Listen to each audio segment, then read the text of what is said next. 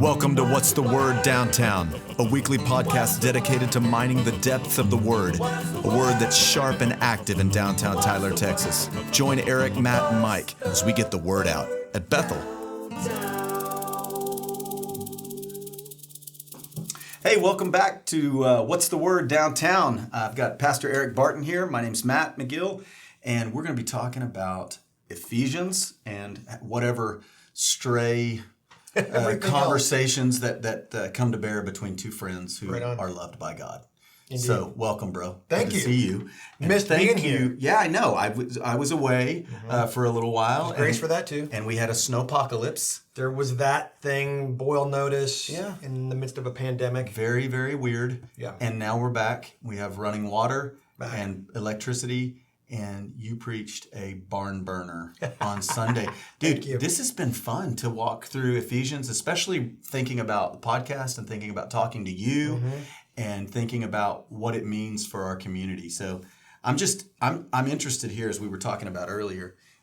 What are some things as you've walked through? I mean, I know that anytime I'm called to preach something, that I have to go back and revisit it and say, you always say what is it? You say the point of the passage is the point of the preaching. The point of the passage is the point of the preaching. And I tend to think that if you are not being ministered to, then you can't be ministered through.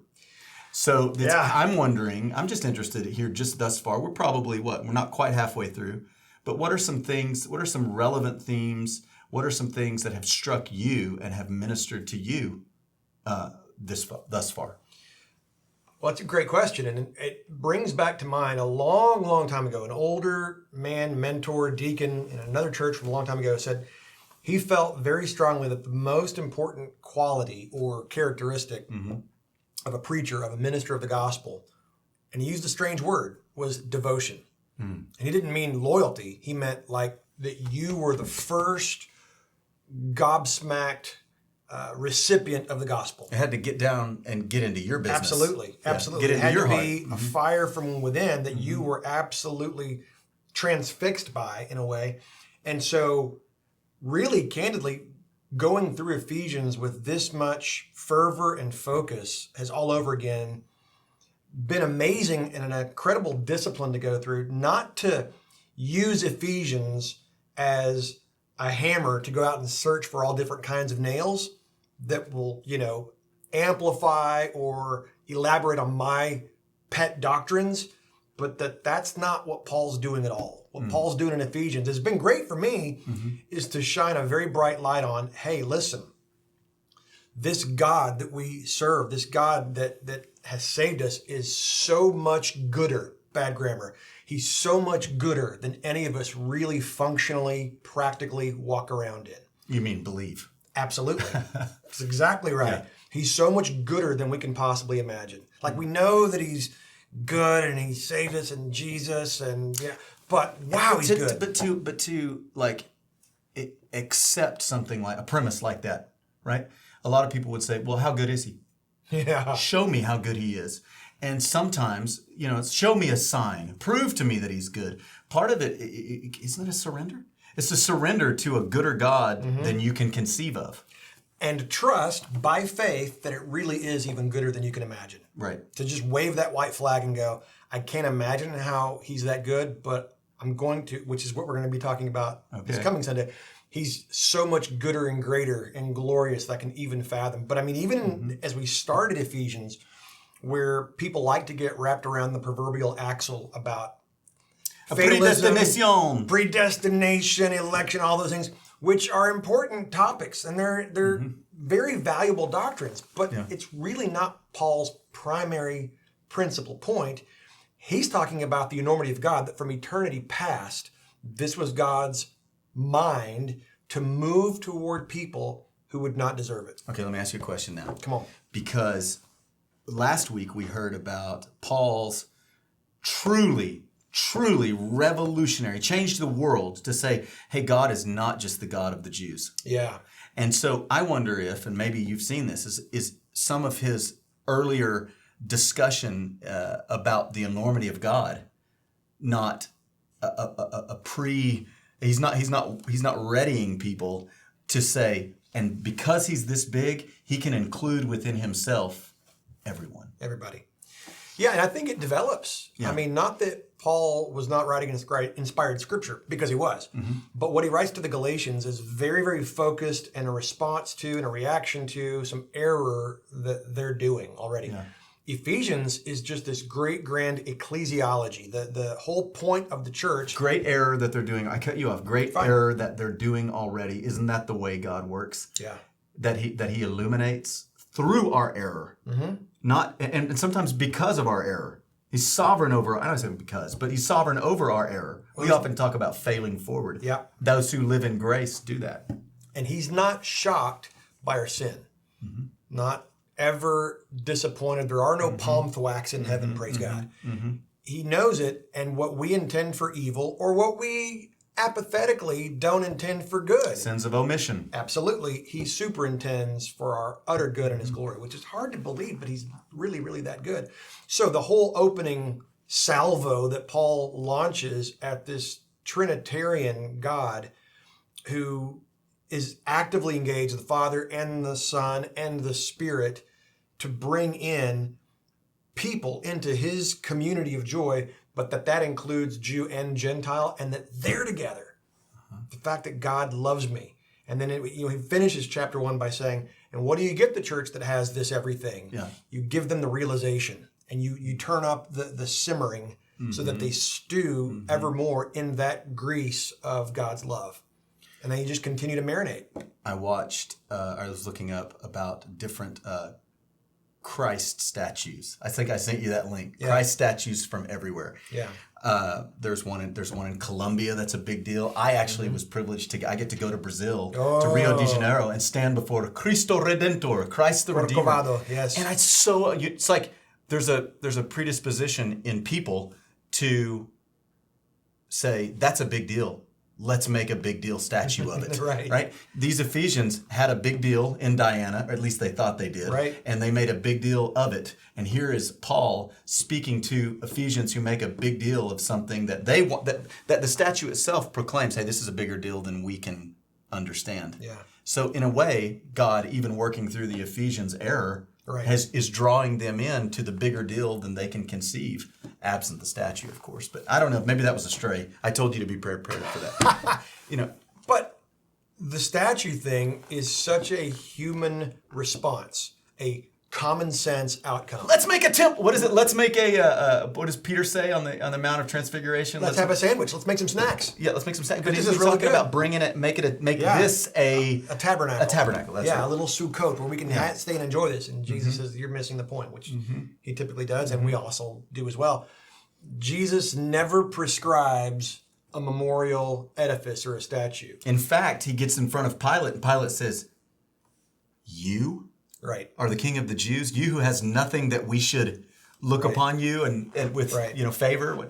So, and instead of a statue, this mild and meek Jesus, what he does prescribe is bread and wine.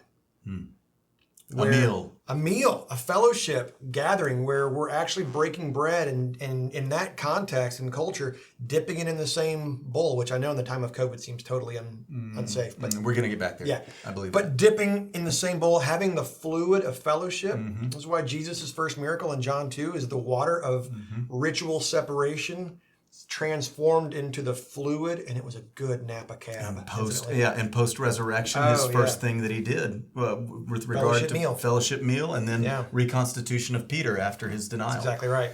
So it's done through not an edifice or a statue. It's done through us taking in and enjoying the mutual blessing that has been done for us.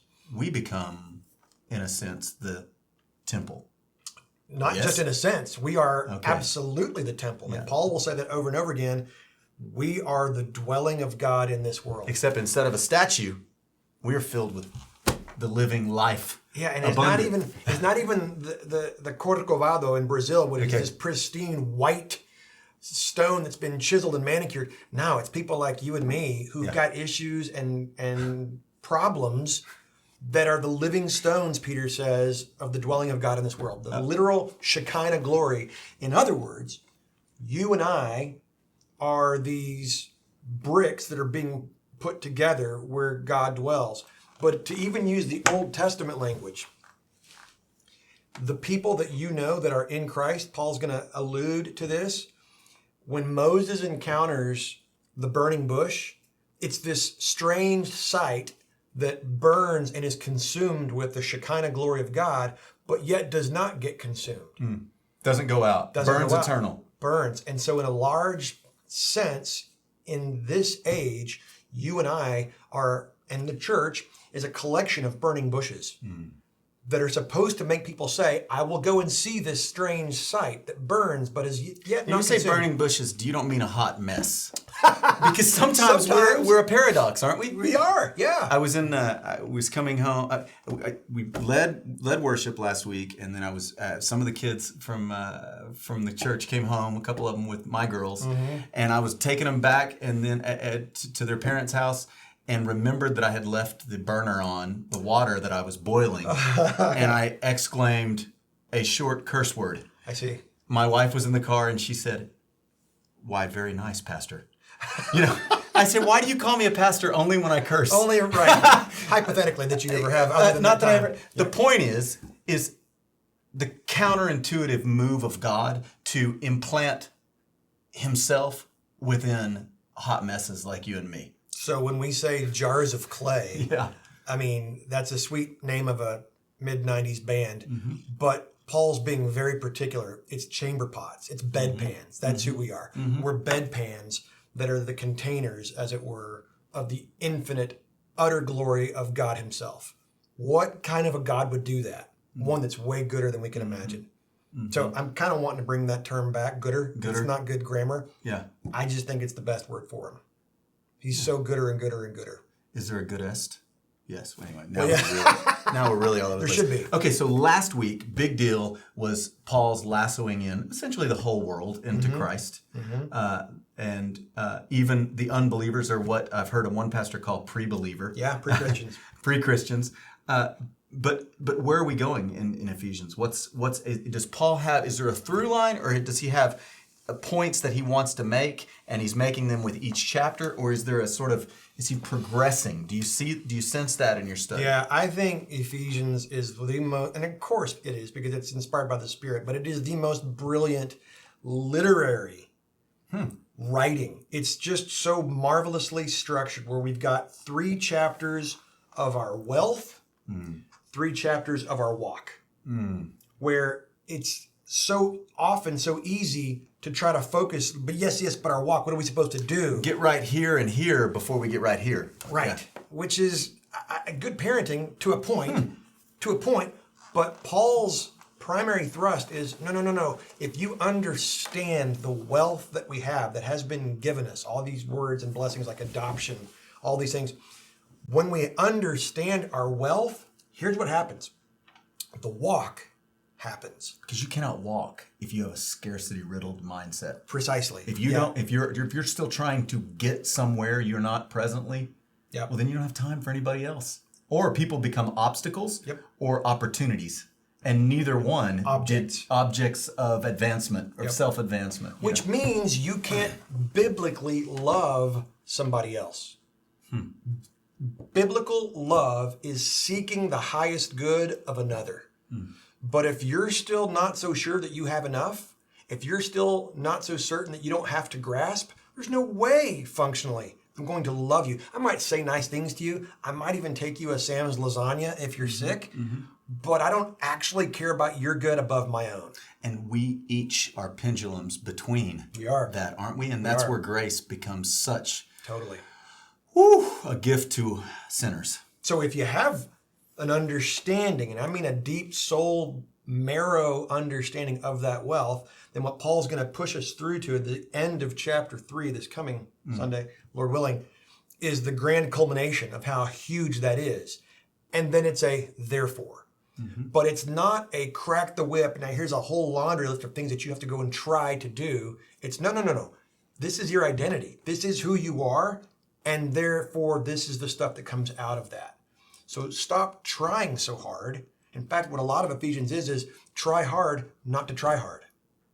It's merely marinate. To care in and the not to majesty. care. Yeah. To care and not to care, and to accept the inconceivability of the goodness of God upon you and within you and around you and under you and behind you and in front of you. I mean, you're encased in the goodness of God wherever you go. So let me ask you this. Yeah. You're married. You've got daughters. I do. What if this was really true in your marriage? How would that actually impact how you viewed this person with whom you're in covenant? How does that functionally, practically change not just how you treat her, but how you even think about her? Well, I tell you one thing that comes to mind. You say one thing that I really have.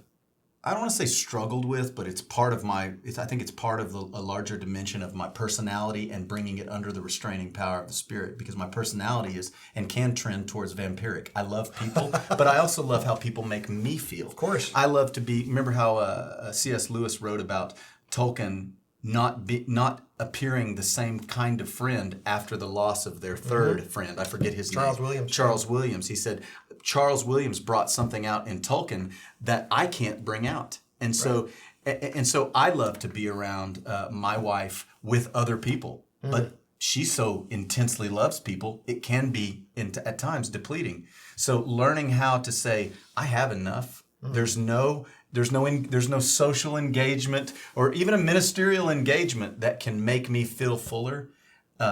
It's got to start at home, right? A man only walks out of the house as strong as his wife believes him to be. Do you know what I mean? Sure. So it's sort of like tending to the home fire. You talked about the burning bush. You talk about, there's times in your marriage, I'm sure, where you need to burn a little brighter because somehow some sense of some oppression, some difficult circumstance has diminished the flame in your wife maybe a little bit. Do you know? Hypothetically, of course. But there's a sense of like we keep the flame together by giving a little bit to her and and allowing yourself to become diminished in a sense, not diminished, but decrease that he may increase within you for her provision and nourishment. So that's kind of an abstract answer, but I would say that that my marriage is as good as I believe God to be. Right? Yeah. My marriage is as good at that moment as I believe God to be. So I think that's why Christians, the gospel is primarily for Christians. Yeah. Because we got to preach to ourselves that we are encased in the good. Yeah. And because we see, Megan and I, and you do too in counseling, we see so many relationships where a husband needs so much from a wife, and she wants to give so much that she becomes a withered leaf. Not able. It's codependency. It's a sense of like I'm going to extract from you the good things that I need that really only God can give. And so there's a sense of, it's a paradox in marriage because you have two individuals loved by God completely,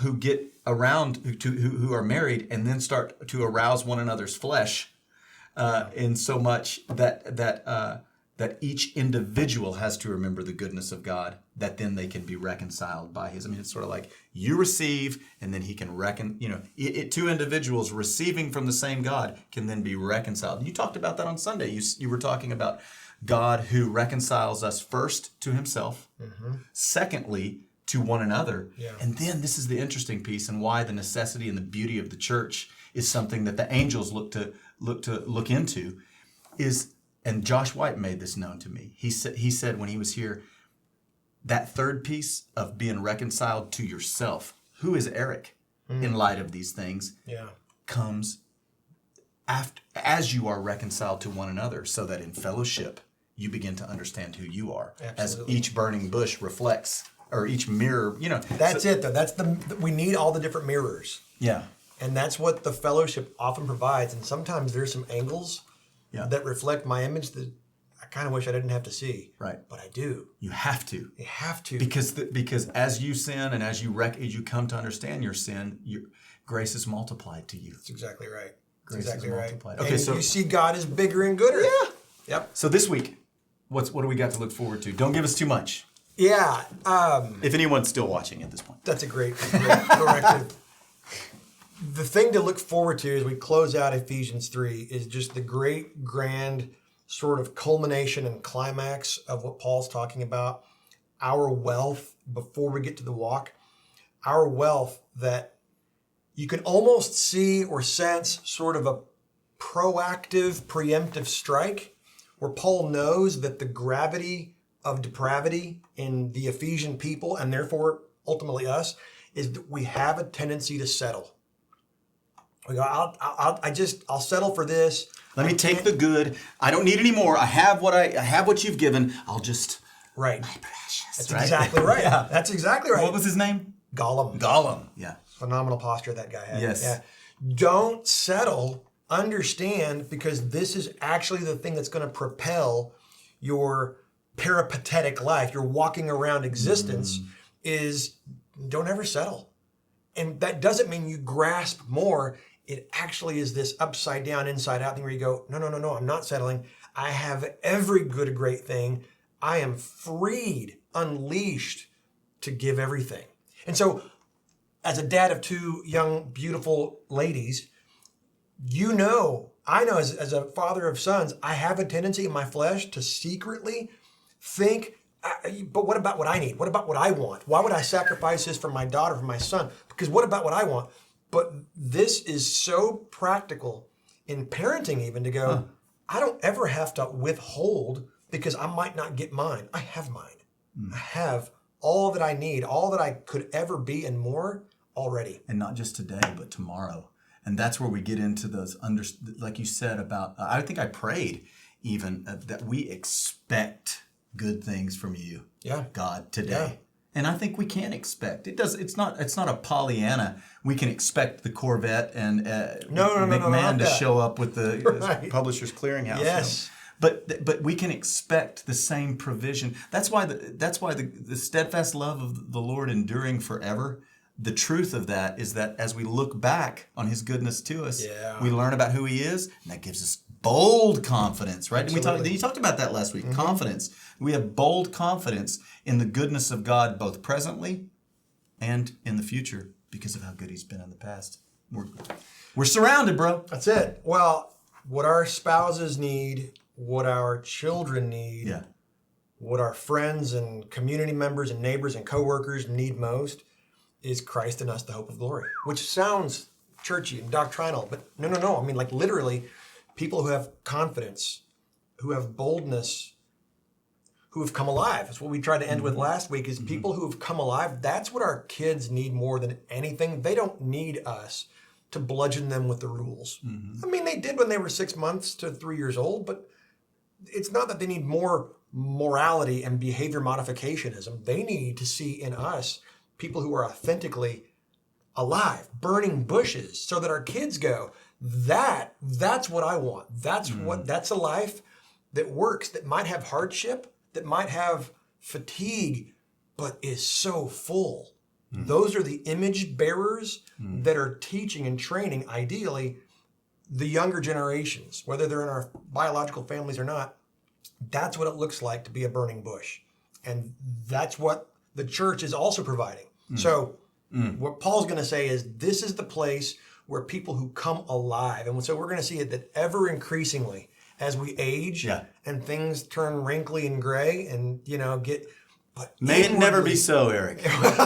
Some of us more than others. Yeah. But the more that happens, the more internally and spiritually, the glory increases. Yes. We're being made alive. Yes. And so we have to manifest that and display that. And the church is the place where that happens. Well, it sounds like if you're a parent or a child of a parent, you need to be at church on Sundays because this is going to be good. Or if you've ever been married or want to be or have ever been in a relationship, that's a good place for you to be. That's pretty much everyone. Yeah. We'll see you at 10 a.m. Sunday morning. Thanks for being here on What's the Word Downtown. God Have a bless. good one.